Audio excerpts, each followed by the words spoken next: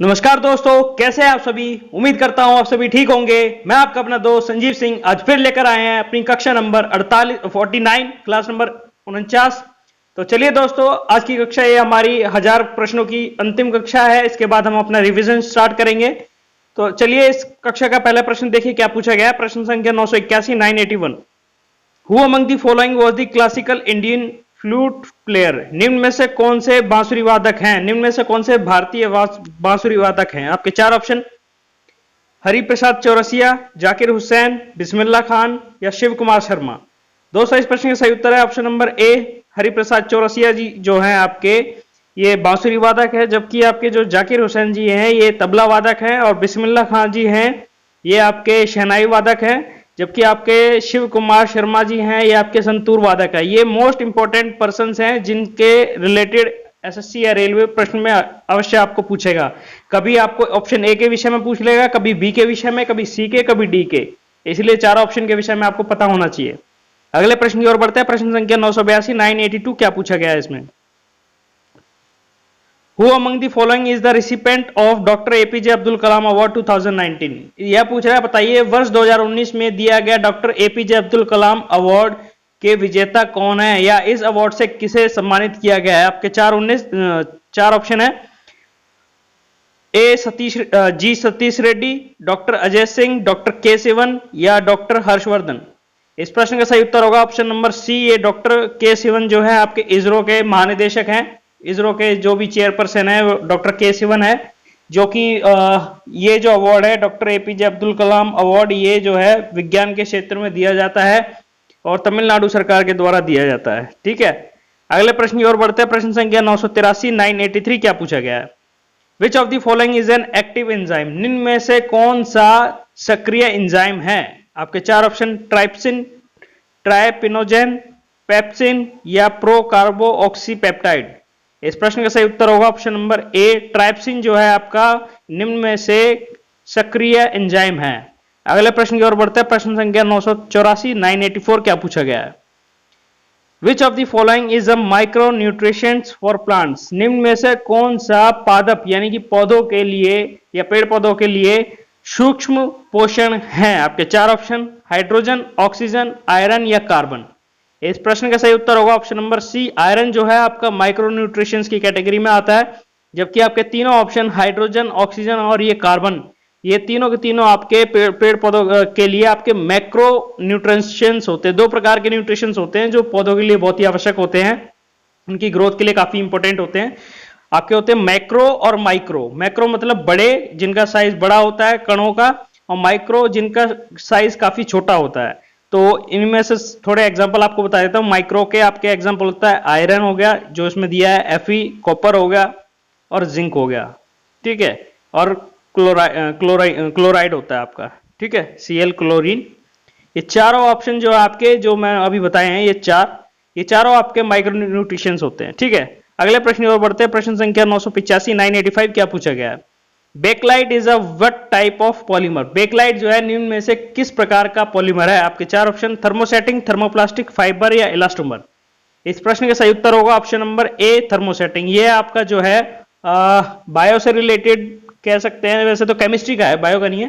Chemistry रसायन विज्ञान से संबंधित प्रश्न पूछा गया है। इसमें आपके जितने पॉलीमर्स होते हैं, दो प्रकार के प्लास्टिक होती हैं हमारी, एक थर्मोसेटिंग प्लास्टिक्स होती हैं और एक थर्मो प्लास्टिक होती हैं। आपने देखा होगा अक्सर कई प्लास्टिक ऐसी होती है जिनका जलने के बाद दोबारा उन्हें किसी और रूप में नहीं डाला जा सकता। यानी कि एक बार वो जल गए तो जलने के बाद उनका दूसरा दोबारा रिसाइकल नहीं किया जा सकता, उनसे कुछ नहीं बन सकता। एंड प्रोडक्ट उनका मतलब प्लास्टिक जल जाएगा लेकिन उससे कुछ दोबारा नई चीज बनाई नहीं जा सकती। ऐसी प्लास्टिक को हम कहते हैं थर्मोसेटिंग, जिनको एक बार बना दिया वो एक ही बार बनेंगी, दोबारा उनसे कोई नया प्रोडक्ट नहीं बन सकता। जबकि आपकी जो थर्मोप्लास्टिक्स होती हैं ये वो प्लास्टिक होती हैं जिनसे आप दोबारा रिसाइकल करके कुछ और भी नई चीजें बना सकते हैं। जैसे आपकी थर्मोप्लास्टिक में हो गई पेप्सी वेप्सी की, ये जितने भी कोल्ड ड्रिंक्स वगैरह की प्लास्टिक की बॉटल्स हैं ये सब। और थर्मोसेटिंग्स आपकी बैकलाइट, जो आपके बिजली के जो बोर्ड वगैरह इस्तेमाल होते हैं आपके घरों में, ये बैकलाइट के समान होता है। ठीक है, अगले प्रश्न की ओर बढ़ते हैं। प्रश्न संख्या 986 986 क्या पूछा गया है। Which of the following is included in the character formatting in a word processor. ये कह रहा है निम्न में से बताइए कौन सा जो है कैरेक्टर फॉर्मेटिंग में इस्तेमाल किया जाता है? आपके वर्ड प्रोसेसर कंप्यूटर का क्वेश्चन है। आपके चार ऑप्शन है, लाइन स्पेसिंग, एम्बॉस, अलाइनमेंट या इंडेंट। इस प्रश्न का सही उत्तर होगा ऑप्शन नंबर बी, एम्बॉस जो है कैरेक्टर फॉर्मेटिंग में इस्तेमाल किया जाता है। अगले प्रश्न की ओर बढ़ते हैं। प्रश्न संख्या 987, 987 क्या पूछा गया है? Which festival is celebrated on the first day of Uttarayan? ये काफी इंटरेस्टिंग क्वेश्चन है और आपके नॉलेज भी बढ़ाएगा, आपकी नॉलेज भी चेक करेगा ये, ठीक है। इसमें पूछा गया है, बताइए उत्तरायण का जो पहला दिन होता है उस दिन कौन सा त्योहार मनाया जाता है? आपके चार ऑप्शन है, वट पूर्णिमा, गुरु पूर्णिमा, ओणम या पोंगल। इस प्रश्न का सही उत्तर होगा ऑप्शन नंबर डी, पोंगल। अब मैं थोड़ी आपको इसमें जानकारी लिंक कर देता हूं। आपका होता क्या है, उत्तरायण जो है, जो हम मकर संक्रांति जो मनाते हैं, आपको याद होगा, ये हम 13 जनवरी के दिन मनाते हैं, ठीक है। 13 जनवरी को हम मकर संक्रांति बनाते हैं। ये उत्तर भारत में तो मकर संक्रांति के नाम से जाना जाता है, परंतु हमारे जो गुजरात जो है, गुजरात एरिया, उसमें आपके ये उत्तरायण के नाम से जाना जाता है। और सेम डे, यही जो दिन है उत्तरायण का, मकर संक्रांति का, ये साउथ में आपके आंध्र प्रदेश के अंदर पोंगल के नाम से जाना जाता है और यह लगातार 3 दिन चलता है। तो जो वही पूछा गया, उत्तरायण का जो पहला दिन होता है उसे पोंगल के नाम से जाना जाता है। ये तमिलनाडु में मनाया जाता है। तमिलनाडु मतलब मनाया तो साउथ में ही जाता है, परंतु तमिलनाडु का ये एक फेस्टिवल है जो कि मेजरली या ओरिजिनली पोंगल वहीं सेलिब्रेट किया जाता है, ठीक है। जबकि आपसे ओणम पूछेगा तो ओणम जो है आपका केरल का त्योहार है, ठीक है। अगले प्रश्न की ओर बढ़ते हैं। प्रश्न संख्या 988, 988 क्या पूछा गया है? इसमें पूछ रहा है, ITC limited is headquarter in, यह पूछ रहा है आईटीसी लिमिटेड जो कंपनी है, इसकी फुल फॉर्म भी पूछ सकता है आपसे, इंडियन टबैको कंपनी, ठीक है। ये बहुत सारी चीजें मैन्युफैक्चर करती है। तो पूछ रहा है, बताइए इसका जो हेडक्वार्टर है वह कहां स्थित है? आपके चार ऑप्शन, कोलकाता, मुंबई, न्यू दिल्ली या बेंगलुरु।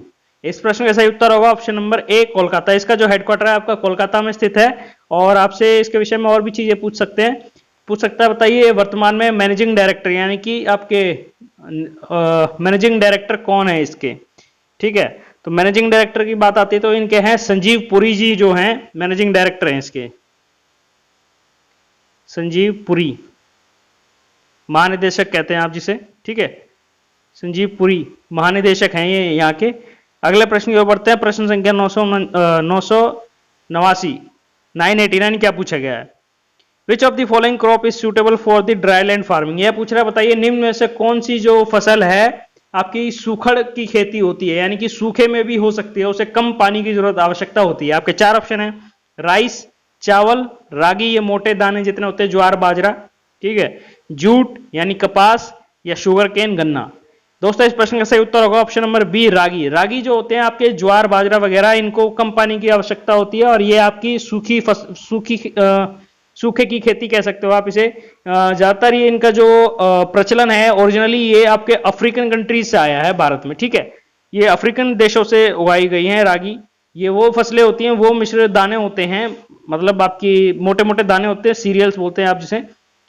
दाने जो मोटे मोटे हैं, इनमें आता है आपका ज्वार हो गया, बाजरा हो गया, ये रागी की कैटेगरी में आते हैं, ठीक है। जबकि आपका राइस, जूट और शुगर केन तो मेजरली आपकी काली मिट्टी में इनके लिए उपयुक्त होती है, काली मिट्टी के नाम से भी जाना जाती है। काली मिट्टी या कपास की खेती जो है, इनका आपस में बहुत गहरा संबंध है। इसी प्रकार से शुगर केन और काली मिट्टी का भी संबंध है।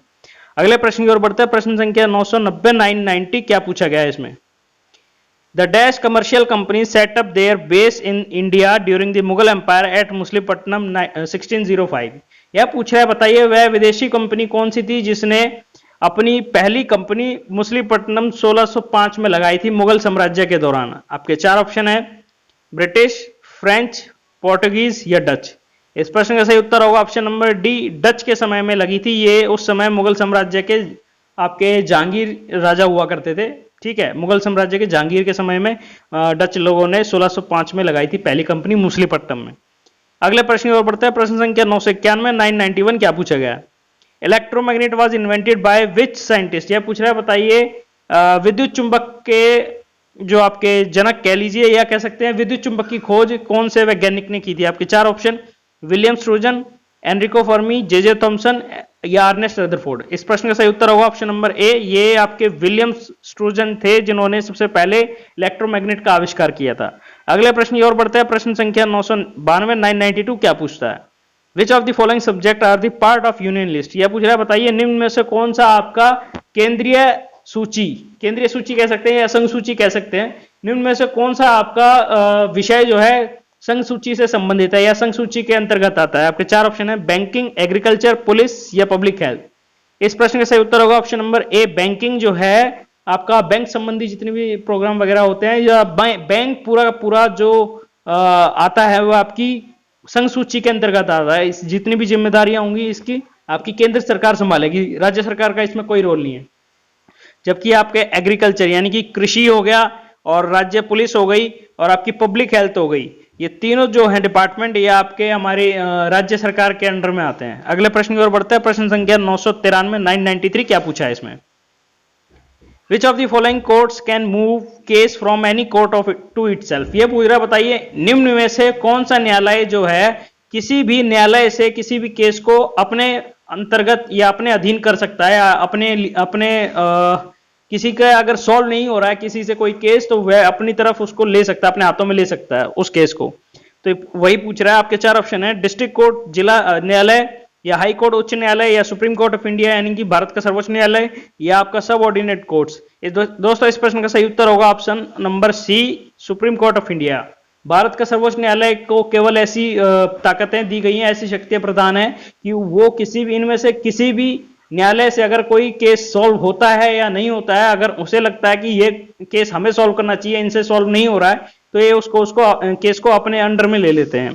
अगले प्रश्न की ओर बढ़ते हैं, प्रश्न संख्या 994 994 क्या पूछा गया है, who is the writer of Godan. ये तो बहुत बच्चों वाला क्वेश्चन है मुझे लगता है आप लोगों के लिए, और उम्मीद करता हूं आप इसका सही उत्तर देंगे।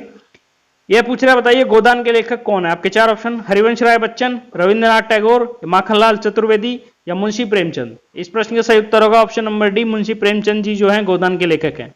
अगले प्रश्न की ओर बढ़ते हैं, प्रश्न संख्या 995 995 क्या पूछा गया है, on which day of the year international teachers day celebrated. यह पूछ रहा है बताइए वर्ष के कौन से दिन जो है अंतरराष्ट्रीय अध्यापक दिवस मनाया जाता है। अंतरराष्ट्रीय पूछा है, राष्ट्रीय नहीं पूछा है। आपके चार ऑप्शन है, 5 सितंबर, 5 अक्टूबर, 27 सितंबर या 28 फरवरी। इस प्रश्न का सही उत्तर होगा ऑप्शन नंबर बी, आपका 5 अक्टूबर को जो है अंतरराष्ट्रीय अध्यापक दिवस मनाया जाता है। जबकि आपका राष्ट्रीय अध्यापक दिवस जो है 5 सितंबर को मनाया जाता है, डॉक्टर सर्वपल्ली राधाकृष्णन जी के बर्थडे के दिन, उनके जन्मदिन के दिन 5 सितंबर को मनाते हैं। ठीक, इसमें एक महीना ऐड कर दो, +1 मंथ कर दोगे तो 5 अक्टूबर हो जाएगा, जो कि आपका अंतरराष्ट्रीय अध्यापक दिवस मनाया जाता है। अगले प्रश्न की ओर बढ़ते हैं, प्रश्न संख्या 996 996 क्या पूछा गया है, the parliament of France is known as. यह पूछ रहा बताइए फ्रांस की संसद को किस नाम से जाना जाता है। आपके चार ऑप्शन है, Congress, Duma, national assembly and senate या मजलिस। इस प्रश्न का सही उत्तर होगा ऑप्शन नंबर सी, आपका फ्रांस की जो संसद है उसे राष्ट्रीय असेंबली और सीनेट के नाम से जाना जाता है। जबकि आपकी कांग्रेस जो है अमेरिका की जो आपकी संसद है वह कांग्रेस के नाम से जानी जाती है। ड्यूमा जो है आपकी रशिया की जो संसद है वह ड्यूमा के नाम से जानी जाती है। जबकि आपकी जो मजलिस है वह ईरान की जो संसद है वह मजलिस के नाम से जानी जाती है। बहुत इंपॉर्टेंट क्वेश्चन है, वेरी इंपॉर्टेंट क्वेश्चन है। ठीक है, अगले प्रश्न की ओर बढ़ते हैं, प्रश्न संख्या 997 997 क्या पूछा है इसने, Hindi is the mother tongue and Devanagari is the script in Indian constitution according to which article. यह बहुत इंटरेस्टिंग प्रश्न है आपका पॉलिटी का। इसमें पूछा गया है बताइए हिंदी जो है मातृभाषा है, जबकि इसकी लिपि जो है देवनागरी है। इसके मुताबिक भारतीय संविधान के मुताबिक यह किस अनुच्छेद के अंतर्गत आती है ये चीजें, आर्टिकल 343, 343, आर्टिकल 326, 326, आर्टिकल 323, 323 या अनुच्छेद 300A। इस प्रश्न का सही उत्तर होगा ऑप्शन नंबर ए, यह आर्टिकल 343 के तहत आती है। इसमें कहा गया है कि हिंदी जो है हमारी राष्ट्रीय भाषा होगी और उसकी लिपि जो है देवनागरी होगी। अगले प्रश्न की ओर बढ़ते हैं, प्रश्न संख्या 998 998 क्या पूछा गया, सबको मिलेगा रोजगार योजना is started in which of the following state. यह पूछ रहा है बताइए सबको मिलेगा रोजगार योजना निम्न में से कौन से राज्य में चालू की गई थी। यह मई महीने में चालू की गई थी। आपके चार ऑप्शन है, उत्तर प्रदेश, मध्य प्रदेश, हिमाचल प्रदेश या बिहार। इस प्रश्न का सही उत्तर होगा option number B, Madhya Pradesh जो है मई महीने में इसको चालू किया था, इस रोजगार योजना को स्टार्ट किया था। ठीक है, यदि आपसे मध्य प्रदेश के मुख्यमंत्री के विषय में पूछा जाता, मुख्यमंत्री हैं वहां के वर्तमान में आपके शिवराज सिंह चौहान जी हैं, और जो ये बड़ा ही दुखद है जो वहां के राज्यपाल थे, हाल ही में उनका निधन हो गया श्री स्वर्गीय लालजी टंडन जी। ठीक है, अगले प्रश्न की ओर बढ़ते हैं, प्रश्न संख्या 999। देखिए क्या पूछा गया है इसमें, where is the headquarter of Exim bank of India. यह पूछ रहा है, बताइए एक्सिम बैंक ऑफ इंडिया का आपका मुख्यालय कहां स्थित है। आपके चार ऑप्शन, न्यू दिल्ली, पुणे, बेंगलुरु या मुंबई। इस प्रश्न का सही उत्तर होगा ऑप्शन नंबर डी, मुंबई। यह जो है मुंबई में स्थित है। चलिए दोस्तों, आज का अंतिम प्रश्न और हमारी इस सीरीज का भी अंतिम प्रश्न है। उम्मीद करता हूं आप सभी को ये सब बहुत पसंद आया होगा। आज का अंतिम प्रश्न देखिए क्या पूछा गया है। इसमें पूछा गया है प्रश्न संख्या 1000, which of the following state won E panchayat पुरस्कार 2020। यह पूछ रहा है, बताइए निम्न में से कौन सी पंचायत ने, कौन से राज्य के पंचायत ने ई पंचायत पुरस्कार 2020 में जीता है। आपके चार ऑप्शन, उत्तर प्रदेश, हिमाचल प्रदेश, महाराष्ट्र या कर्नाटका। इस प्रश्न का सही उत्तर है option number B, Himachal Pradesh. Himachal Pradesh ने जो है इस वर्ष 2020 का ई पंचायत पुरस्कार जीता है। दोस्तों, हिमाचल प्रदेश के विषय में आपसे ये पूछ सकता है, बताइए वहां के वर्तमान के आपके मुख्यमंत्री कौन है। तो जयराम ठाकुर है। और यहाँ की कैपिटल पूछ सकता है, आप सभी को पता होगी, ठीक है। और इसके गवर्नर के विषय में भी पूछ सकता है, गवर्नर हैं वर्तमान में बंडारू दत्तात्रेय। तो चलिए दोस्तों, उम्मीद करता हूँ आज की कक्षा ये आपको बहुत पसंद आई होगी। हमारी सीरीज का अंतिम प्रश्न था और हमारी सीरीज का अंतिम कक्षा भी है। तो उम्मीद करता हूँ आप सभी लोगों को बहुत पसंद आई है। यदि आपको ये वीडियो बहुत पसंद आया तो प्लीज लोग अपने दोस्तों के साथ शेयर कीजिए, लाइक कीजिए। और आपको किसी तरह की कोई समस्या आती है किसी प्रश्न के अंदर तो उसे अपना कमेंट बॉक्स में जरूर लिखें। मैं उसका प्रयास करूंगा कि हम उसका आपको सही उत्तर बता पाए, सही जवाब दे पाए। और यदि आप हमारे चैनल की तरफ से इस वीडियो को पहली बार देख रहे हैं तो हमारे चैनल को सब्सक्राइब करना ना भूलें। साथ में दिखने वाले घंटी के बेल आइकन को दबाना जरूर दबाएं और उसमें एक ऑल नोटिफिकेशंस का बटन आता है, उसको जरूर दबाएं ताकि आपको इस प्रकार की नई नई नोटिफिकेशंस मिलती रहें। चलिए दोस्तों, आप सभी लोगों का बहुत बहुत धन्यवाद। जय हिंद, जय भारत, वंदे मातरम।